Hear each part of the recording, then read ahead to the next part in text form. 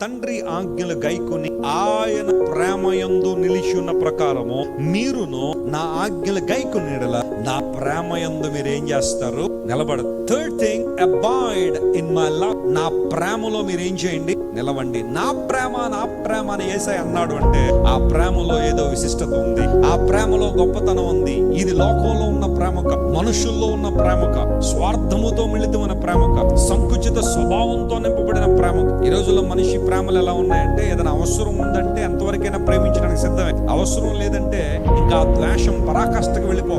యోహాను భక్తుడు, మీరు యోహాను మొదటి పత్రిక అంతా మీరు చదువుతుంటే ప్రేమ గురించి ఎంత అద్భుతంగా రాసుకుంటూ వచ్చాడు. ప్రేమ లేనివాడు అసలు దేవుణ్ణే తెలుసుకోలేదన్నాడు. ఎందుకంటే దేవుడు ప్రేమ స్వరూపి. గాడ్ ఈజ్ లవ్ అనే మాట బైబిల్ సెలవిస్తా ఉంది. గాడ్ హ్యాస్ లవ్ కాదు, దేవుడు ప్రేమ కలిగి ఉన్నాడు కాదు, అసలు దేవుడు అంటేనే ప్రేమ అనే విషయాన్ని దైవజనుడు తన పత్రికలో రాశాడు. దేవుడు ప్రేమ స్వరూపి.